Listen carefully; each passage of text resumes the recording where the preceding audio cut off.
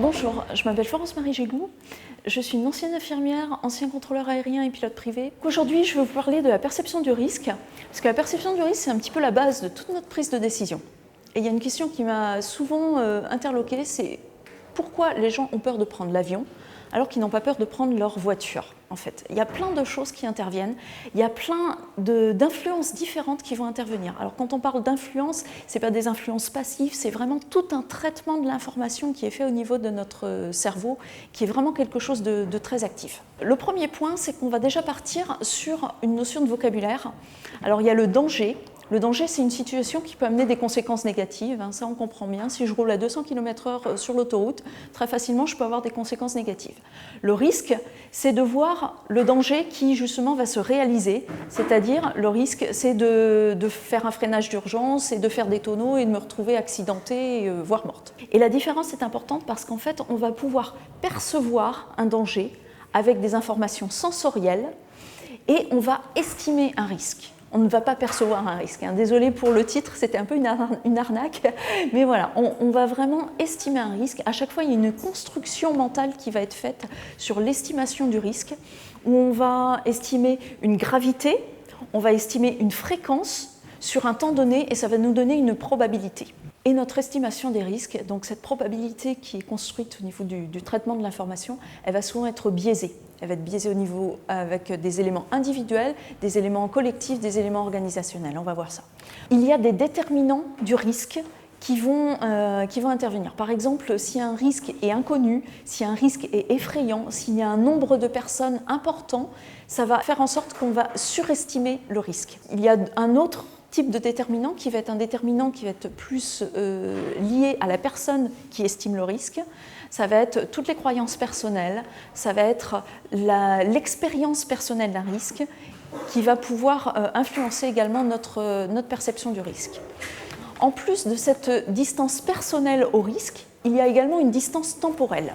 C'est-à-dire que plus un risque va être proche au niveau temporel de nous, plus on va l'estimer élevé.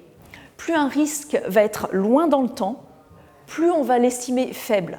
Ce qui peut être catastrophique, on le voit par exemple par rapport aux problématiques environnementales. Il y a d'autres sujets qui vont intervenir pour l'estimation des risques.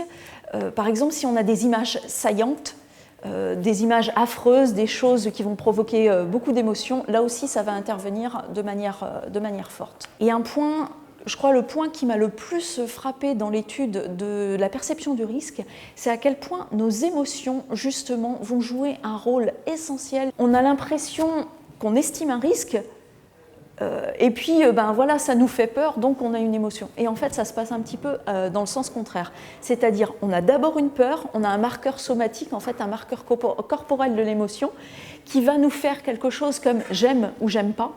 Et du coup, là, on va estimer le risque en fonction de nos j'aime ou j'aime pas. Si on a une peur sur un risque potentiel, à ce moment-là, on va avoir un côté j'aime pas. Et du coup, là, ce risque, on va le surestimer. Et si on a un danger qu'on voit de manière fréquente, eh bien là, on va avoir tendance à avoir un j'aime et du coup à sous-estimer ce risque-là. Donc vous voyez la différence entre la perception du risque qu'on peut avoir par rapport aux avions ou par rapport à la voiture. Donc ça, c'était pour les influences individuelles. Maintenant, il y a les influences collectives, les facteurs culturels, par exemple, qui peuvent intervenir dans cette perception du risque. Et les facteurs culturels, on pense par exemple aux cultures nationales. Effectivement, quand on est en Asie ou quand on est en Europe, on n'a pas les mêmes cultures. Ça va aussi intervenir, par exemple, sur l'acceptation de l'incertitude.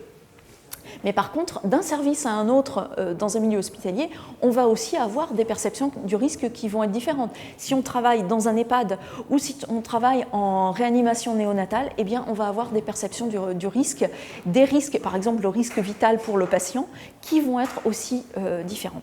Au final, on peut se poser la question, mais à quoi ça sert vraiment d'étudier la perception des risques? Parce que, ouais, ok, c'est intéressant, mais bon, on en fait quoi? Eh bien, en fait, ça va servir déjà à mieux comprendre nos propres décisions et mieux évaluer en conscience ce qu'on souhaite prendre comme risque et ce qu'on souhaite ne pas prendre. Et puis, au fur et à mesure qu'on étudie ça, on se rend compte à quel point ça nous aide aussi à mieux comprendre les autres. Parce qu'on est tous différents sur le plan de l'estimation des risques.